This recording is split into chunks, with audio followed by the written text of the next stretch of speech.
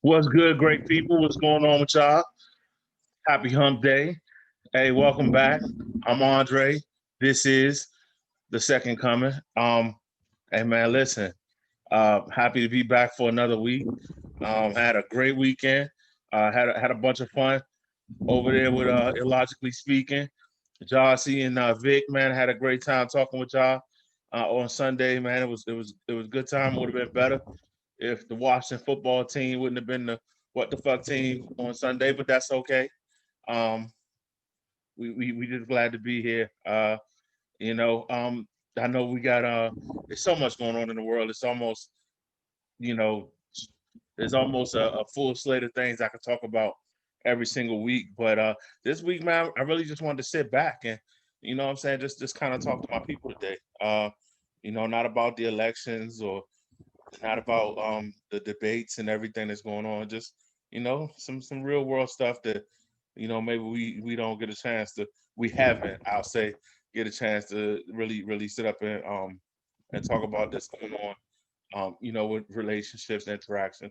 So as I tell people all the time, I don't give relationship advice.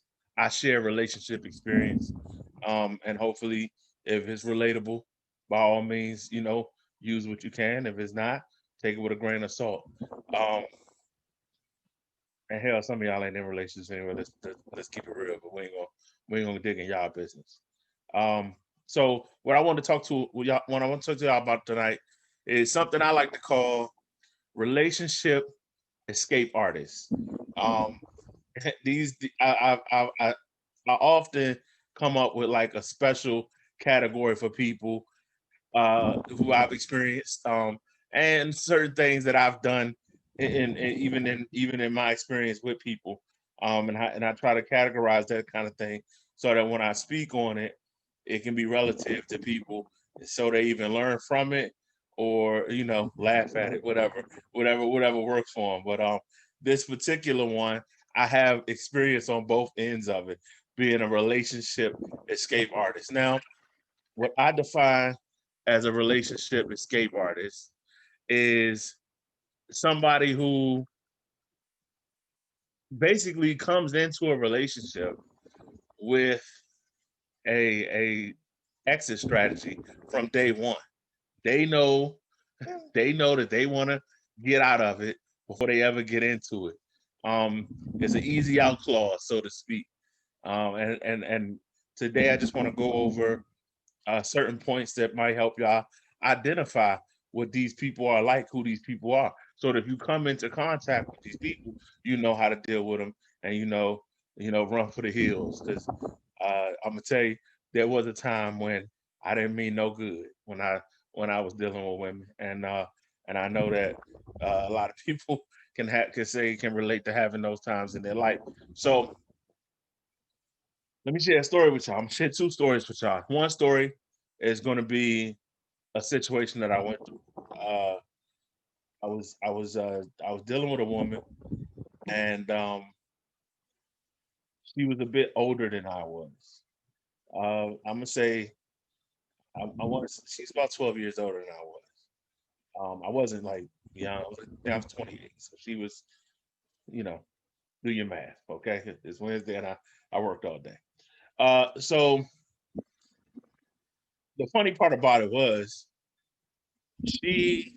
I liked her, but it wasn't anything that I was like we hadn't gotten too serious, or things hadn't progressed to a point where, we were in love, or, the feelings were too strong or anything like that. But we genuinely enjoyed spending time with each other. Now, I noticed I noticed that she started to push a particular narrative. And that narrative was, she was at the age where she had had kids and she didn't want any more kids. And the narrative that she was trying to push was that at some point I would want kids, and she wasn't able to give them to me. Now, there's a lot of y'all that, go through certain situations. Let me tell you about anybody that know me. The 28-year-old me didn't want no damn kids, okay? I knew that. I knew that about myself. I didn't always share that information, um, because I don't believe you should talk about stuff like that until you get to those particular points in relationships. So I didn't always get to the point where that relation where that information was even relevant. But I knew I didn't want kids at the age of 28. That's ironic for me because when I was younger, definitely wanted kids. The younger me wanted kids. What happened, you may ask? I became an uncle at a very young age. Um, then I became an uncle 2 times over, then 3 times over, and so on and so forth until I now have 7 nieces and nephews who I love and adore, and I love giving them back to their parents. When I did keep them, I haven't kept them as much now. They all grown, or not grown, but they older and too cool for school, But when I used to keep them, we used to have like the best fun ever, and then they get to go back home. And I started loving that uncle life a lot, which killed my which killed my enthusiasm for wanting kids, that I had when I was younger. So the fact that she would keep bringing this topic up, even though I would say like that's not something I'm concerned about. Like I'm not concerned about kids. Like that's not even something I would even tell her that's not something we even need to talk about right now. But she would continue to push that narrative. Okay, y'all know how this story goes. When push came to shove, and now it's time for us to end our relationship. Keep in mind, say, well, maybe we were talking for about 6 months. And now that 6 month time limit is up. And when she wants to make her exit, her the card that she pulls is, I just don't believe that you're not gonna want children. Didn't make a difference what I said to her. It didn't make a difference how I felt. It really didn't even make a difference what was true or what wasn't true. The fact of the matter was, she had a built-in exit strategy from the get-go. I can share a couple more stories with y'all like that. Um, it's not something that is, uh, uh, you know, it's not something that I think goes for a gender. Like it's not subject to one gender. I think both men and women tend to do it.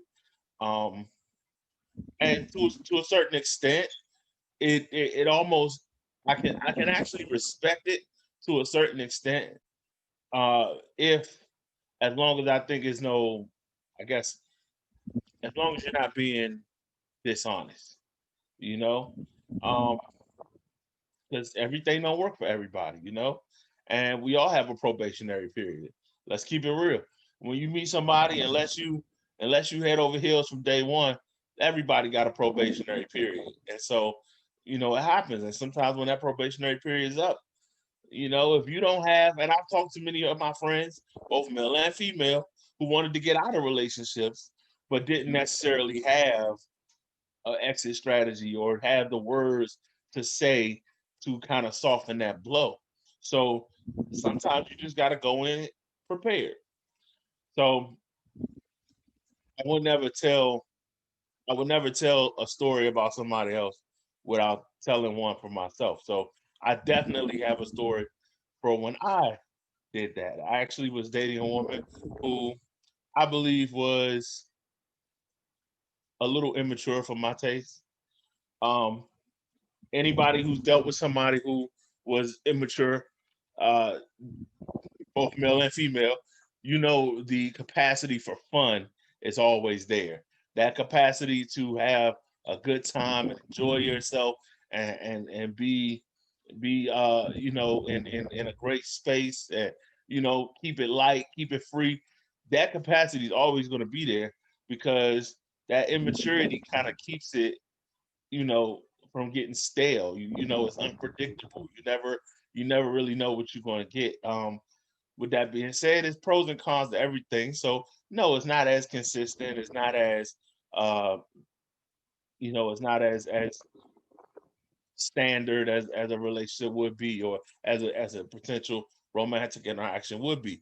But it keep you on your toes when you're dealing with somebody immature. Now, I wasn't used to that. The majority of the women that I've dealt with over the course of my life were very much mature. I've always considered myself very mature and really, you know, well rounded and really grounded as a person. And I like to think that I attract those same type of people.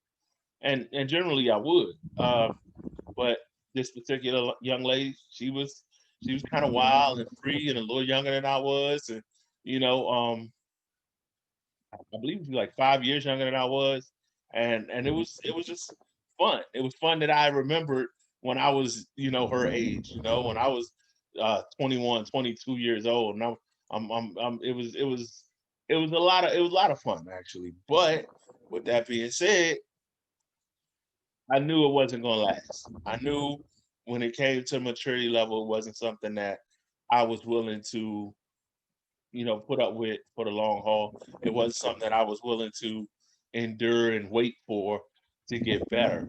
So I started making little remarks. I noticed myself making little remarks about, you know, the immaturity and, you know, how, you know, she just, we weren't on the same level and we didn't do it. And see, the thing about it is when somebody starts to do that, they're planting those seeds. They're planting those seeds, and don't while they're planting those seeds, they may give you they may give you a false. I would say they may give you a false security of, you know, them kind of accepting who you are.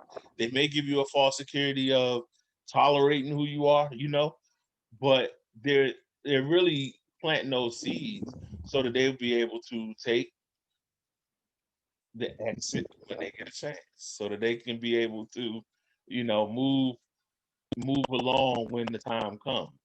So you just got to keep that in mind and look for those red flags when somebody attaches something that you consider or something that they use as a negative connotation about your personality, and they attach it to you, and they don't allow you to ever live that down. When they can't stop talking about it, when they can't let it go, that's them planting seeds so that when those things grow later on down the line, or when they're ready to use them, they can say, "Hey, I told you you're too immature for me," or "I told you you wasn't gonna want to have kids," and boom, they got that easy out clause that they built in coming in. It's a fail safe. It's a fail safe, and that's the way it's supposed to work. It's supposed to work where now they're keeping those things, they're keeping those things ready so that they can make a move when they get a chance. So give me a second. My light is messing with me right now.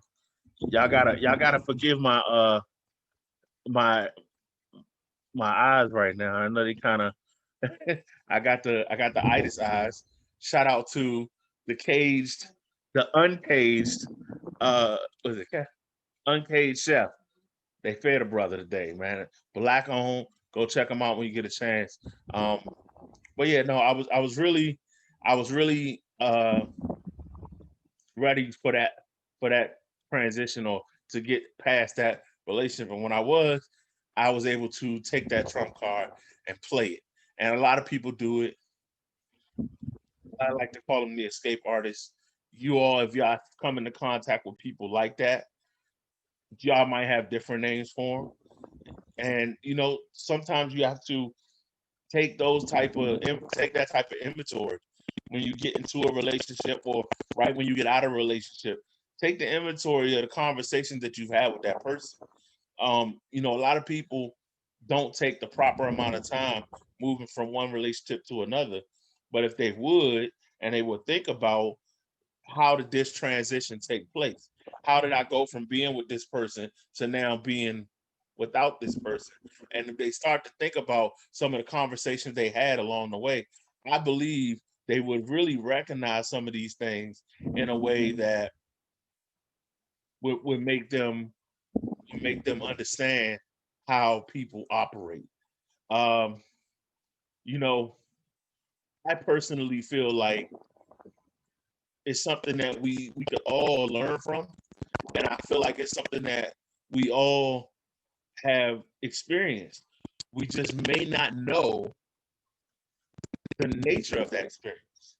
We may not have taken the opportunity to check that experience based on, like I say, the conversation that we've had. With that being said, I don't know how many people have had those type of experiences, but if you have, I think that one of the things that you could do when you're dealing with people like that is you definitely have to call them on what they know about you. You definitely have to make sure you know who you are and what you want, and that you express that in a way that they can't, deny, in a way that they can't, brush off, because you have to be true to who you are as a person. No matter what, you have to be true to who you are as a person. I think men may be better at that than women, um, only because we don't all the time listen to outside noise. Our logic is our logic. What we think going in is what we stick with going in. So we may, we that may be something that men do a little bit better than women, but I know a lot of women who do that very well. And it's not something that is restricted to a particular gender. It just takes time to learn. It takes time, taking that time and learning who you are as a person, learning what it is you go for, what it is you don't go for, and learning how to express that to people in a clear, concise way. That's something anybody can do. You just have to be willing to do it. So, I really want people to understand that going in, because the worst thing that could happen is you get into a relationship with somebody who already has an exit strategy, and you can't figure that out until it's too late, or maybe not all until your heart is broken and your feelings were into it, or you get into a relationship and you have that mindset where you're not going to finish it out. You already have your exit strategy, and you could be missing out on a good person. You could be ducking out on a relationship that was supposed to be something that you really cultivated and took the time to really allow to let grow. So that's one of the things that I've always tried to do when it comes to myself, is really take inventory of the things that I do, take inventory of the things that I say, and take inventory of the way I deal with people, and before I move on to the next person. And that's something we can all do. So even if you do have your exit strategy, you got to be looking at the fact that, or you have to be looking at the facts of who you are. I'll say that. You have to look at the fact that maybe you had that exit strategy because you weren't ready for something real. That's very possible. Or maybe you were ready, but you were scared. Whatever the case may be, take the time in between. I was talking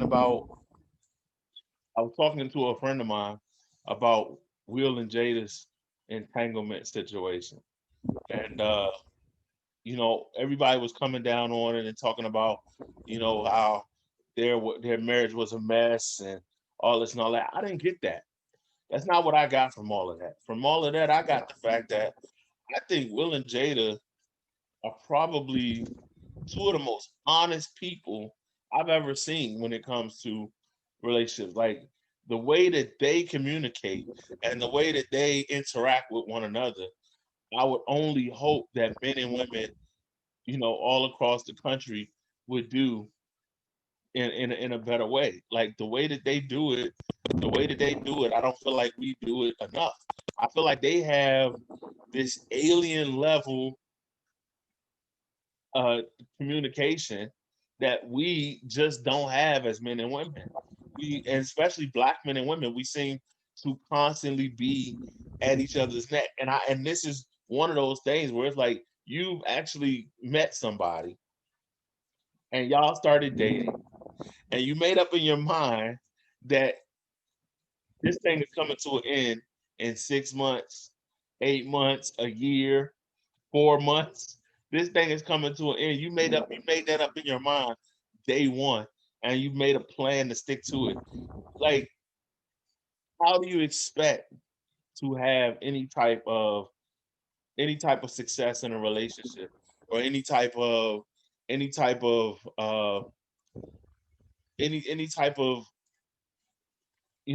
history with anybody, any type of building, any type of experience that you may want to stick around and hold on to.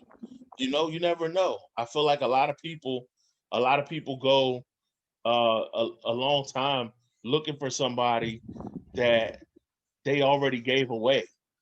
They already looked past. They already looked over, and I think that hurts people down the line because you're looking for somebody that you really just let go of.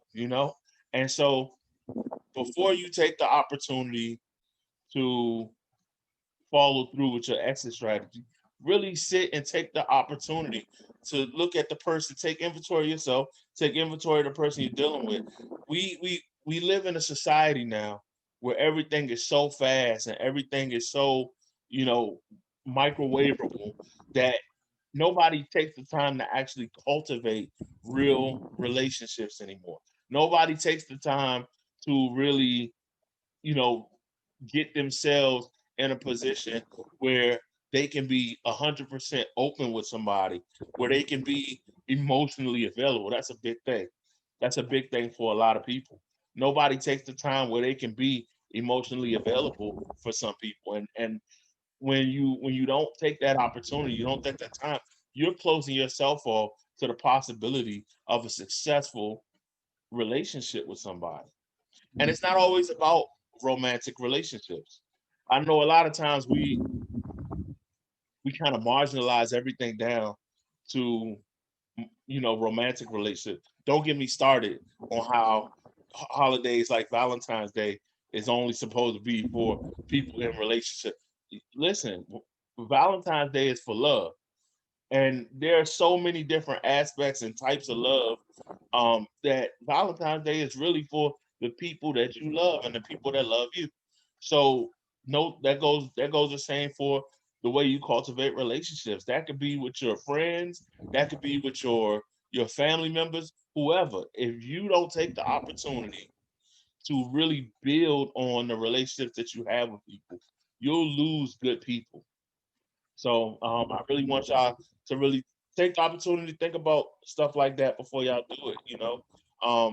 It's definitely a process that we all got to go through, and it's definitely something that I've always tried to pride myself on doing. When I was younger, man, I did a lot of things too, and I'm not that old now, but I'm old enough to have learned from my mistakes when I was younger, and I hope that when I talk to some of y'all, I I don't I don't really see a lot of improvement, but I'm hoping that y'all take the opportunity and take the time to really learn yourself. It ain't about learning nobody else, because the fact of the matter is if you're not happy with you, you'll never be happy with anybody. It doesn't make a difference If it's Prince Charming, it don't make a difference. If it's the man of your dreams, you'll run that nigga off, or you'll run that chick off if you're not happy with yourself. So that's something that we could all think about. So um, also, in my final thought tonight, because I only got about 5 more minutes left. Uh, I really wanted to take some time to shout out to everybody who's really been enduring during the time of this year and COVID and everything. I know it's been a lot going on. I myself have had a lot going on, so I understand you guys have had a lot going on, and we're coming up on the holiday season. And as we come up on the holiday season, these are the times where if you're lonely, you're going to be exceptionally lonely now. If you are, if you're feeling like you're not you're somebody that nobody is talking to, or you're just trying to get yourself together. These are some of the most depressing times to some people, and a lot of people think about the holidays and only think about it to cheer and the joy, but somebody's out there suffering. Somebody's out there going through, man. So I really just I'm in a place now, and I think a lot of us are. We've seen so much go on in 2020. We've seen a lot of death. Shout out to my man Chad. Y'all see my producing team made shout out to my producing team too, by the way, who made my virtual background, who's sitting in the background taking good care of me today. Um, whatever I got, whatever I need, I've been taking care of. So shout out to my production team and everybody that's been keeping the show going. And we look for big things, but we've seen a lot of death, and we've seen a lot of heartache, and we've seen a lot of tragedy this year. So as we close this year out, guys, man, we in the 10th month of 2020. If you made it this far, hey, pat yourself on the back. Kudos to you. I'm proud of you. I know it was hard. I know it's not gonna stop being hard now. So let's make it through the rest of this year. Let's be kind to each other. Let's look out for each other. You know, and let's try to really set the tone going into the next year. Um, I believe in voting, so that's another thing I want to say as I close tonight. I definitely believe in voting. People say your vote don't count. I gotta tell you, I don't know if I agree or disagree with that, but I do know that people more important than I am fought, bled, and died for our right to vote. So I believe in voting. Get out, vote, even if you don't think it make a difference. It matters because somebody gave their life for it. So go out and vote, and we got to figure out an exit strategy, y'all, for this president. So whatever that is, and whatever you take away from the night, tonight is when uh, we really got to take out and get a final exit strategy for getting away from this president. And so I hope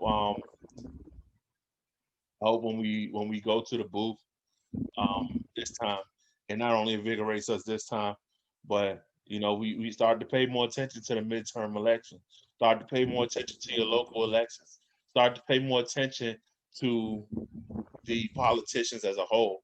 These elected officials work for us, and it's about time that we start making our voice a lot more heard than we have been.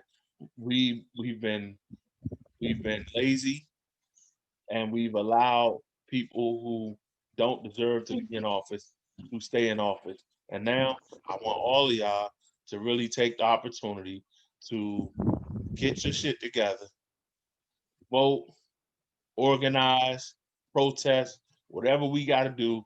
We need change, and the only way we're gonna do it is together. Remember, it don't have to be uniform to be united. So that's all from me, guys. Hey man, I've loved it. I'm having a ball, and I hope to see y'all soon. Next week, hit me up. I don't even know what we're gonna talk about. I'm about to check out the rest of this damn debate. So I'm sure we're gonna have some crazy stuff to talk about. And until next week, man, I'll holler at y'all.